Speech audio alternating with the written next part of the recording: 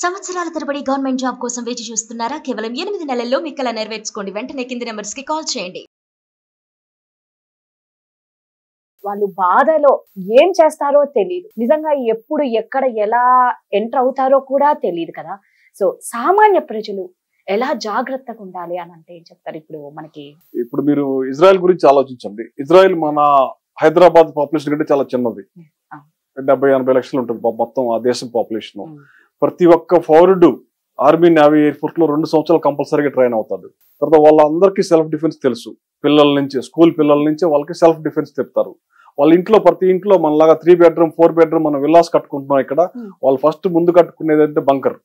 వాళ్ళ ఇంట్లో safety under గ్రౌండ్కి వెళ్ళి ఉంటానికి. ఏదైనా యుద్ధం జరిగినప్పుడు, బాంబు పడినప్పుడు, మన మీద మిజైల్ పడినప్పుడు కానీ, మన మీద న్యూక్లియర్ అటాక్ జరిగినప్పుడు కానీ సేఫ్ గా ఉండాలని ఫస్ట్ వాళ్ళు బంకర్ నిర్మించుకొని ఆ బంకర్ పైన వాళ్ళు ఇల్లు కట్టుకుంటారు. ఇజ్రాయెల్లో ప్రతి ఒక్కడు కూడా. ఇక్కడ మనము 10 కోట్లు 20 కోట్లు హైదరాబాద్ లో విల్లాలు కట్టుకుంటున్నాం, కానీ under ground bunker in case మన మీద న్యూక్లియర్ దాడి కానీ, మన మీద బయాలజికల్ అండ్ కెమికల్ దాడి కానీ జరిగితే, చైనా వైపు నుంచి కానీ, పాకిస్తాన్ వైపు గురించి కానీ ఒకవేళ పొరపాటున జరిగితే మనం సేఫ్ గా వెళ్ళటానికి ఒక బంకర్ అనేది నిర్మించుకోవట్లేదండి. ఇవాళ హైదరాబాద్ లో 20 కోట్లు పెట్టి విల్లాలు ఉన్నాయండి, 5 కోట్లు పెట్టి విల్లాలు కట్టుకుంటున్నారు. కానీ చిన్న బంకర్, మనకి ఒకటి అండర్ గ్రౌండ్ లో మనము ఒక ఎమర్జెన్సీ వస్తే వెళ్ళటానికి దానికి ఎంతో ఖర్చు కాదు. నువ్వు 5 కోట్లు 20 కోట్లు కడుతున్నప్పుడు ఒక చిన్న బంకర్ లాగా మనం కట్టుకోవచ్చు, దాన్ని స్టోర్ రూమ్ గా వాడుకోవచ్చు. ఎమర్జెన్సీ వచ్చినప్పుడు మనం వెళ్ళొచ్చు. కాబట్టి మనం ఇజ్రాయెల్ నుంచి మనం నేర్చుకోవాలండి ఈ విధమైనటువంటి సేఫ్టీ మెజర్స్. ఎవరైతే ఇంత డబ్బు కట్టి ఇల్లు కట్టుకుంటున్నారో వాళ్ళు ఒక చిన్న బంకర్ నిర్మించుకోవచ్చు అండి అండర్ గ్రౌండ్ లో. ఆ బంకరు ఎమర్జెన్సీకి ఉపయోగపడుతుంది. ఇల్లు ఒక 100 సంవత్సరాలు ఉంటుందండి, 70-80 సంవత్సరాలు ఉంటుంది ఇండిపెండెంట్ ఇల్లు. వాళ్ళు ఒక చిన్న బంకర్ కట్టుకుంటే ఎంతో ఖర్చు కాదు దానికి, అండర్ గ్రౌండ్ బంకరు. అది మనం కూడా ఆలోచించాలి. ఇది వేస్ట్ ఆఫ్ మనీ ఏం కాదు. సెక్యూరిటీ ఇన్ ఫ్యూచర్ ఎట్లా ఏం జరుగుతుంది మన చేతిలో లేదు కదా, అది ఉండాలి సెక్యూరిటీ. అంతే మొన్న కూడా పహల్గామ్ లో కూడా దాడి జరిగినప్పుడు సెల్ఫ్ డిఫెన్స్ అనేది కానీ నేర్చుకుని ఉంటే మన వాళ్ళు, కనీసం వాడు తుపాకీని ఒకరు పట్టుకొని వాళ్ళని ఎదిరించి ఉంటే వాళ్ళు దొరికిపోవాలండి. మీరు మిలిటెంట్స్ ఎప్పుడు కూడా వాళ్ళు డ్రగ్స్ సేవిస్తారండి. దాడి చేసేటప్పుడు నేను చూశాను కదా కాశ్మీర్ లో, మా ఎయిర్ ఫోర్స్ స్టేషన్ అవంతిపురి మీద దాడి చేసినప్పుడు మేము చంపేసిన 4 టెర్రరిస్టులు కూడా డ్రగ్స్ తీసుకున్నారండి. వాళ్ళ బ్లడ్ లో టెస్ట్ చేస్తే డ్రగ్స్ కన్జ్యూమ్ చేస్తారు వాళ్ళు. ఎందుకంటే డ్రగ్స్ తీసుకోకుండా వాళ్ళు అటాక్ చేయలేరు వాళ్ళు. సో వాళ్ళంతా డ్రగ్స్ తీసుకొని ఉంటారు. అలాంటప్పుడు మనం అటాక్ చేయడానికి, వాళ్ళని తీసుకోవడానికి ఈ స్కూల్స్ లో కూడా అండి ఒక ప్రత్యేకమైన వారానికి ఒక క్లాస్ పెట్టాలి. ఒకవేళ టెర్రరిస్ట్ కానీ మన మీద అటాక్ చేస్తే, పాయింట్ బ్లాంక్ లో కాలుస్తానికి వస్తే మనం దాన్ని ఎట్లా ఎదుర్కోవాలి అనేది వారానికి ఒక క్లాస్ అండి. సెల్ఫ్ డిఫెన్స్ ఇవి మన అన్ని స్కూల్స్ లోనూ ఇంట్రొడ్యూస్ చేయాలండి. మనం ఇవాళ రేపు అసలు నారాయణ చైతన్య అవన్నీ వచ్చిన తర్వాత పిల్లలకి ఆటలు కూడా నేర్పించట్లేదు. మనం ఓన్లీ చదువు అని రుబ్బుతా ఉన్నాము. కానీ ఇది మంచి పద్ధతి కాదు. కనీసం వారానికి ఒక్క క్లాస్ అండి, వారానికి ఒక క్లాస్ అరగంట సెల్ఫ్ డిఫెన్స్. ఇన్ కేస్ ఎవరన్నా మీ మీద కత్తితో గానీ తుపాకీతో గానీ దాడి చేస్తే మనం ఏం చేయాలి? శత్రువులు మనకు పాకిస్తాన్ నుంచి వచ్చే పనిలేదండి, మన చుట్టూతోనే ఉంటారు. స్లీపర్ సెల్స్ వాళ్ళ భావజాలానికి ఆకట్టుకొని వాళ్ళని ఆకర్షించేవాళ్ళు. ఇప్పుడు పాకిస్తాన్ ఇండియా మ్యాచ్ జరుగుతుంటే పాకిస్తాన్ సపోర్ట్ చేసే వాళ్ళు మన ఇండియాలోనే ఉన్నారు. మరి అలాంటి వాళ్ళు రేపు పాకిస్తాన్ ఇండియాకి యుద్ధం వస్తే మనతో పాటు ఉంటారని ఎలా అనుకుంటారు? ఒక క్రికెట్ కే వాళ్ళు పాకిస్తాన్ కి సపోర్ట్ చేస్తున్నప్పుడు యుద్ధమే వచ్చినప్పుడు మనకి సపోర్ట్ చేస్తారని మనం అనుకోవటం మన అవివేకం అవుతుంది.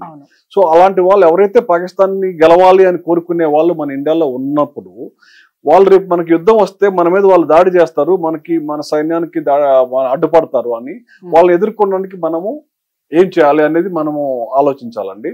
దానికి మనం ఇజ్రాయెల్ ని ఎగ్జాంపుల్ గా తీసుకొని వాళ్ళ నుంచి నేర్చుకోవాలి. మీరు ఆల్రెడీ ఎయిర్ ఫోర్స్ కాబట్టి, రిటైర్డ్ ఆఫీసర్ కాబట్టి, యుద్ధానికి వెళ్ళేటప్పుడు మీకు ఎలాంటి ట్రైనింగ్ ఇస్తారండి? ఆర్మీ, నేవీ, ఎయిర్ ఫోర్స్ మూడిట్లోనూ డే 1 నుంచి ట్రైనింగ్ ఉంటుందండి మాకు. మేము దానికోసం మమ్మల్ని రిక్రూట్ చేసుకుంది యుద్ధం చేయడం కోసమే. యుద్ధం వస్తే యుద్ధం పోవటం కోసమే. కాబట్టి మాకు డే 1 నుంచి ట్రైనింగ్ ఉంటుంది.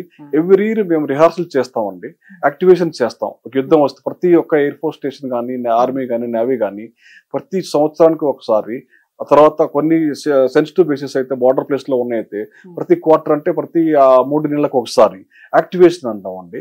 ఆ యాక్టివేషన్ ద్వారా 3 రోజుల నుంచి 5 రోజుల వరకు ఆ బేస్ మొత్తం యాక్టివేట్ అయిపోతుంది. సైరన్ ఊదిన తర్వాత యుద్ధాన్ని మేము ప్రాక్టీస్ చేస్తూ ఉంటామండి అందరం ఆ స్టేషన్ లో. అలాగే ప్రతి సంవత్సరం కూడా యుద్ధ వ్యూహాలు కొన్ని ఆపరేషన్స్ చేస్తూ ఉంటాం అండి. మొత్తం అన్ని ఒక సెక్టర్ వైజ్ ఆపరేషన్స్ జరుగుతూ ఉంటాయి.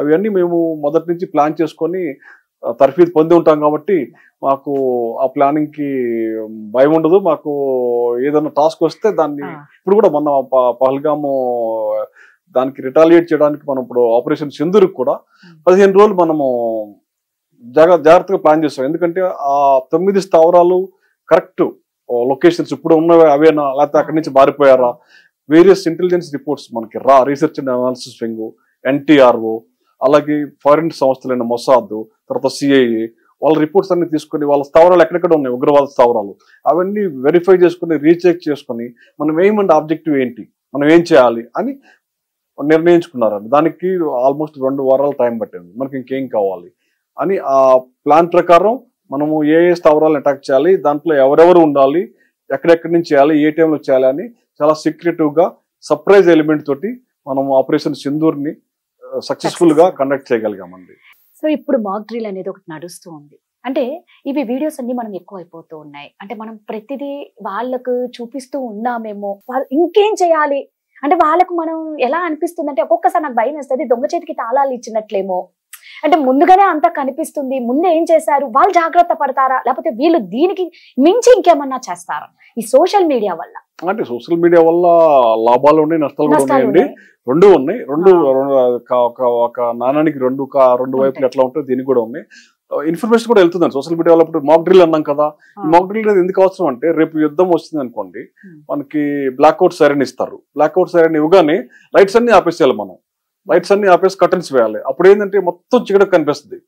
ఏదైతే మీరు విమానం నుంచి పైనుంచి చూస్తుంటే నైట్ టైం మొత్తం వెలుగుతూ ఉంటది కదా, అప్పుడు ఒకవేళ వైమానిక దాడి చేసే వాళ్ళకి ఇది పెద్ద సిటీ అని ఇక్కడ దాడి చేయొచ్చు. అదే మనం లైట్స్ మొత్తం ఆఫ్ చేసేసాం అనుకోండి, వాడికి పైనుంచి అసలు ఏం కనిపించదు. సో మన అది డిసెప్టివ్ అనమాట టెక్నాలజీ. సో అది అందరికి తెలియాలి. సైరన్ ఎప్పుడైతే రాగానే లైట్ చేసి కర్టన్స్ వేసేసాం అనుకో అన్ని మూసేస్తాయి. గవర్నమెంట్ కూడా మనం లైట్స్ వేయటం కదా, గవర్నమెంట్ కూడా మెయిన్ అక్కడి నుంచి పవర్ సప్లై ఎక్కడి నుంచి ఉందో అక్కడి నుంచి తీసేస్తే పైనుంచి మనకి ఏం కనపడదు. సో మనం సిలిండర్లు కూడా ఆఫ్ చేయాలి కదండి మామూలుగా, అంటే విన్నాను లైట్స్ తో పాటు సిలిండర్లు కూడా ఎలక్ట్రానిక్ వస్తువులు ఆఫ్ చేయాలి. ఎందుకంటే కొన్ని మిజైల్స్ ఉంటాయండి, అవి హీట్ సీకింగ్ మిజైల్స్ అంటారు. ఎక్కడైతే హీట్ రేడియేషన్ ఉందో దాన్ని బట్టి అవి వచ్చి దాడి చేస్తాయి అనమాట. హీట్ సీకింగ్ మిజైల్స్ వాళ్ళు శత్రుదేశం కానీ హీట్ సీకింగ్ మిజైల్స్ ఏదైనా వాడితే ఇప్పుడు మన దగ్గర మీరు ఇట్లాంటివి లైట్ కానీ ఇవి కానీ ఉంటే అటువైపు వచ్చే ప్రమాదం ఉంది. సో అంటే ఈ మాక్ డ్రిల్ వల్ల ఇంకా ఏమేం లాభాలు ఉన్నాయి అంటే లాభాలు అంటే మనకు ఒక అవేర్నెస్ వస్తుందండి ప్రజల్లో, ఏంటి అసలు ఎందుకు చేస్తున్నారు. ఎందుకంటే చాలా మంది ఇగ్నోరెంట్, అసలు యుద్ధం మాకు రేపు అనవచ్చు కదా, మీరు మాకేం చెప్పలేదు, మాకేం చేయలేదు. ఈ మాక్ డ్రిల్ వల్ల మనకి ఏంటంటే రేపు వాళ్ళు అటాక్ చేస్తారు, ఫిజికల్ అటాక్ చేస్తే మనం ఏం చేయాలి అంటే మినిమైజ్, మనం డ్యామేజ్ మినిమైజ్ కోసం ఇవన్నీ మాక్ డ్రిల్స్. మన మీద జరిగితే డ్యామేజ్ మినిమైజ్ చేయటం, ఒక 100% జరిగేదాన్ని మనం 10% తీసుకురావచ్చు ఇట్లాంటి చేయటం వల్ల. సో మనకి రేపు కెమికల్ బయాలజికల్ వార్ఫేర్ అని వాళ్ళు ఏమన్నా మన మీద కెమికల్ వెపన్స్ కానీ బయలాజికల్ వైరసెస్ కానీ ప్రయోగిస్తే మనం ఎట్లా చేయాలి, వీటికి కూడా మనం జాగ్రత్తలు తీసుకోవాలి. ఇవి చిన్న జాగ్రత్తలు అనమాట. కెమికల్ బయాలజికల్ వార్ఫేర్ చూసారు, మన కరోనా వైరస్ ఉంది, అది ఒక విధమైనటువంటి బయాలజికల్ వార్ఫేర్, అది అని మనం చర్చించుకున్నాం. రేపు అట్లాంటి వైరస్లు కూడా వాళ్ళు వ్యాప్తి చేయొచ్చు మన శత్రువులు. ఏమి చేయలేకపోయి ఇంకా మనం యుద్ధం చేయలేము, మనము ఇక ఈ దాడి చేయాలంటే మనం వాళ్ళ మీద ఈ వైరస్లు ప్రయోగిద్దాము అని వైరస్లు కూడా మన మీద చేసే అవకాశం ఉంది. అలాగే కెమికల్ వెపన్స్ కూడా చేసే అవకాశం ఉంది. అది కూడా కాకుండా సైబర్ అటాక్స్ కూడా చేసే అవకాశం ఉంది. సైబర్ అటాక్స్ అంటే మన బ్యాంకింగ్ సిస్టమ్ ని, హెల్త్ కేర్, ఇప్పుడు అన్ని కూడా AI బేస్డ్, తర్వాత IT based. So IT services అన్ని ఉన్నాయి, వాటిని కూడా అటాక్ చేసే ఛాన్సెస్ ఉన్నాయి. అంటే వాళ్ళు పాకిస్తాన్ లో కూర్చొని మొబైల్ ద్వారా కూడా మన సిస్టమ్ కి హ్యాక్ చేయొచ్చు, అటాక్ చేయొచ్చు. మన యొక్క హెల్త్ కేర్, మన power distribution, water distribution and ఇవన్నిటిని కూడా డిస్టర్బ్ చేయొచ్చు. సో మనం జాగ్రత్తగా ఉండాలి. సో మన సైబర్ సెక్యూరిటీ కూడా చాలా జాగ్రత్తగా ఉండాలి. సెంట్రల్ లెవెల్లోను, స్టేట్ లెవెల్లోను అండ్ వేరియస్ ప్రైవేట్ ఆర్గనైజేషన్స్ ఏవైతే ఉన్నావో ఈ సైబర్ సెక్యూరిటీ మెజర్స్ ని కూడా మనం పాటించాలి. వాళ్ళు ఏమి చేయలేకపోతే అన్ని అస్త్రాలు ప్రయోగిస్తారు వాళ్ళు, చివరిగా సైబర్ అటాక్స్ కూడా చేయొచ్చు. అది మనం బ్యాంక్స్ మీద చేయొచ్చు. సో ఇది యుద్ధం అనేది ఒక త్రివిధ దళాలు మాత్రమే కాదండి, మీరు నేను అందరూ బయట ఉన్న వాళ్ళము, ప్రజలు అందరూ కలిపి చేయాల్సింది. ఇది కలెక్టివ్ విల్ అనమాట. ఒక ఆర్మీ, నేవీ, ఎయిర్ ఫోర్స్ మీద వదిలేస్తే కుదరదు. మనం కూడా సహకరించాలి. మన నుంచి కూడా ఈ మాక్ డ్రిల్స్ లో మీరు ఏవైతే అడిగారో ఇవన్నీ పాటించాలి. అలాగే సైబర్ సెక్యూరిటీ, తర్వాత ఎవరైనా మనలో స్లీపర్ సెల్స్ ఉంటారండి, ISI ఏజెంట్స్ మన భారతదేశంలో అన్ని ప్రాంతాల్లో, హైదరాబాద్ లో కూడా స్లీపర్ సెల్స్ ఉన్నారు. ఆ స్లీపర్ సెల్స్ అనే వాళ్ళు మన ఆర్మీ, నేవీలో కూడా ప్రవేశించి ఉద్యోగాలు చేసుకుంటూ ఉండొచ్చు. అలాగే మన గవర్నమెంట్ లో ఉద్యోగాలు చేసుకుంటూ ఉండొచ్చు, పోలీసులో ఉద్యోగాలు చేసుకుంటూ ఉండొచ్చు, కూరగాయలు అమ్మేలాగా వాళ్ళలాగా ఉండొచ్చు. వీళ్ళంతా స్లీపర్ సెల్స్ పనిచేస్తుంటారండి. అంటే సామాన్య పౌరుడి లాగా నుంచి మీ ఆర్మీ త్రివిధ దళాలలో కూడా ఉంటారండి. స్లీపర్ సెల్స్ లాగా పనిచేస్తుంటారు. వాళ్ళందరికీ ట్రైనింగ్ ఇచ్చి ఫండింగ్ ఉంటుందండి. ప్రతి దేశం నుంచి మనం చేస్తుంటాము, వాళ్ళు చేస్తుంటారు. ఇవి ఇంటెలిజెన్స్ కోసం అని వాళ్ళు చేస్తుంటారు. ఈ స్లీపర్ సెల్స్ కూడా ఇట్లాంటి టైంలో యాక్టివేట్ చేస్తారు వాళ్ళు. కాబట్టి మనం కూడా జాగ్రత్తగా ఉండాలి. ఎవరైనా సస్పీషియస్ మూమెంట్ ఉంటే, నిన్నటి దాకా వీడు కూరగాయలు అమ్ముతున్నాడు, సడన్ గా వీడు ఏంటి ఇట్లా వచ్చాడు, మొన్నటి దాకా వాడు ఇస్త్రీ చేస్తూ ఉన్నాడు బండి, ఇవేంటి ఇట్లా వీడి మూమెంట్స్ ఇట్లా ఉన్నాయి, మనకు తెలియదు. మన అపార్ట్మెంట్ కాంప్లెక్స్ లో ఇస్త్రీ చేస్తూ ఉంటాడు. ఆ ఇస్త్రీ పెట్టి చేసేవాడు పాకిస్తాన్ వాళ్ళు డబ్బులు ఇచ్చి వాడు ఏజెంట్ గా స్లీపర్ సెల్ గా వాడుకోవచ్చు. సో ఇట్లాంటివన్నీ కూడా మన వాళ్ళు జాగ్రత్తగా గమనించాలి. ఇప్పుడు ఒక యుద్ధం మనకి ప్రత్యక్ష యుద్ధం కాకుండా పరోక్షంగా ఈ స్లీపర్ సెల్స్ ద్వారా కూడా దాడి చేసే అవకాశం ఉంది. కాబట్టి మనం అందరం మన చుట్టుపక్కల ఉన్న సర్వెంట్స్, ముఖ్యంగా నేపాల్ నుంచి వచ్చిన సర్వెంట్స్ ఉన్నారు, బంగ్లాదేశ్ నుంచి వచ్చిన సర్వెంట్స్ ఉన్నారు, కొంతమంది ఇళ్లలో అయితే రోహింగ్యాలను కూడా సర్వెంట్స్ గా పెట్టుకున్న విషయం తెలుస్తుంది హైదరాబాద్ లో. వీళ్ళంతా చాలా తక్కువగా వస్తున్నారు. మనకి రోహింగ్యాలు అయితే ఇప్పుడు ఫ్రీగా వాళ్ళకి తిండి పెడితే చాలా అన్నమాట పనిచేసి పెడుతున్నారు. నేను ఈ మధ్య హైదరాబాద్ లో కనిపెట్టాను. కొన్ని ఫామ్ హౌసెస్ లో, కొన్ని పెద్ద పెద్ద ఇళ్లలో ఈ రోహింగ్యా వచ్చిన మన బర్మా నుంచి తిరిగి వచ్చిన రోహింగ్యాలు వాళ్ళకి ఓన్లీ ఆశ్రమం ఇచ్చి తిండి పెడితే చాలా ఫ్రీగా పనిచేసి పెడుతున్నారు. బంగ్లాదేశ్ కూలీలు మన కూలీల కంటే సగం రేటుకి పనిచేసి పెడుతున్నారు. సో మనం వీటి గురించి చాలా జాగ్రత్తగా ఉండాలన్నమాట. మన చుట్టూ ఉన్న సర్వెంట్స్, అతను ఎవరు, రోహింగ్యానా, నేపాలీనా, బెంగాల్ అతని ఫోన్లు ఎక్కడికెక్కడికి వెళ్తున్నాయి, అతను ఏంటి, దాని మీద కన్నేసి ఉంచాలి మనం.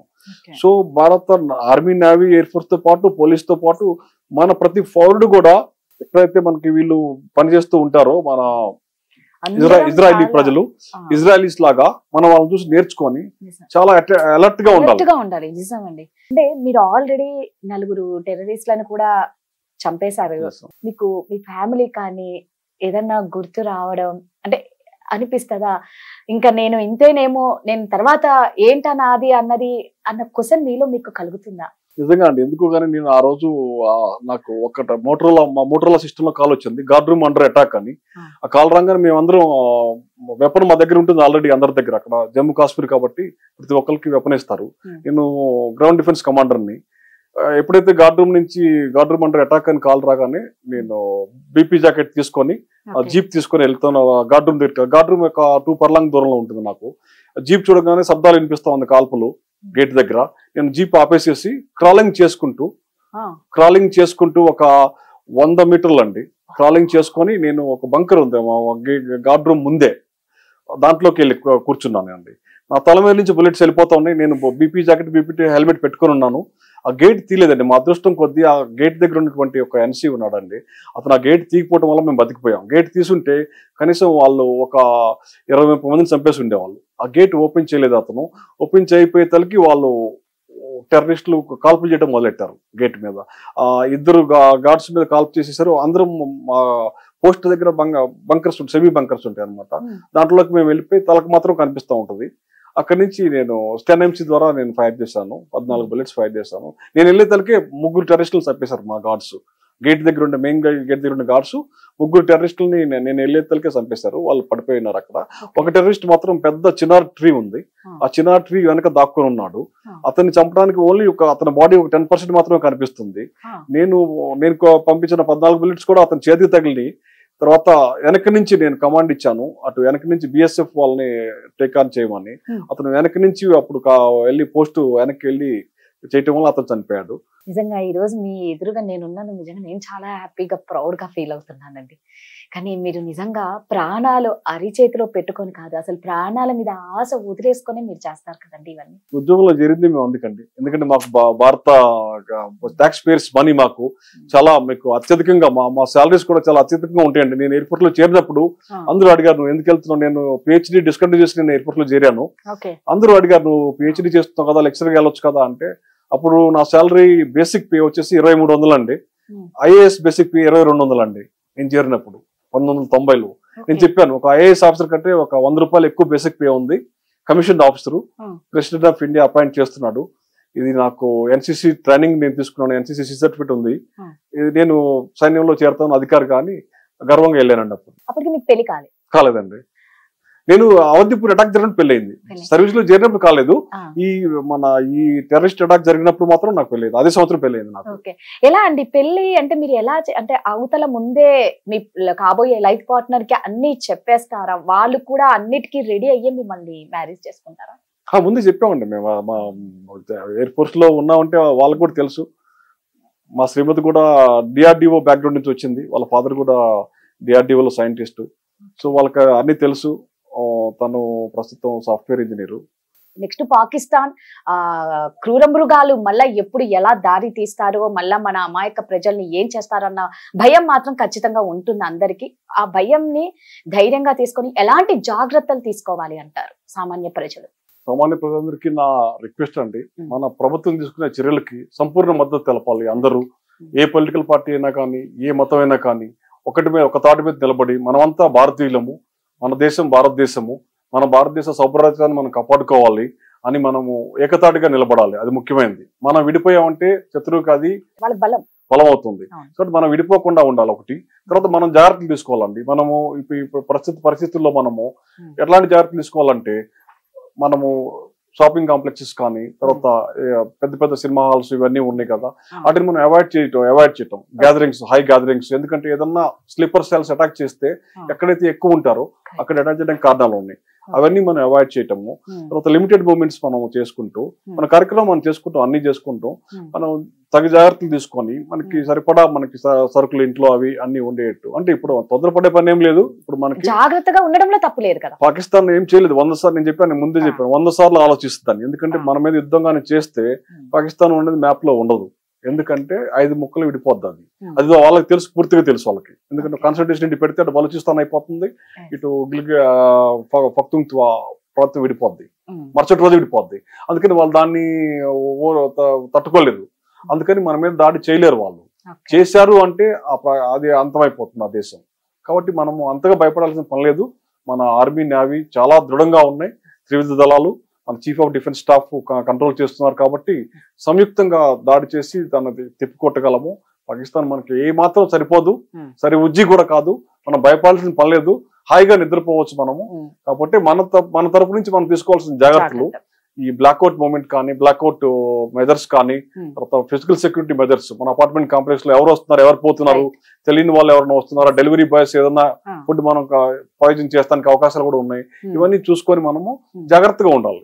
మన జాగ్రత్తలో మనం ధన్యవాదాలు అండి.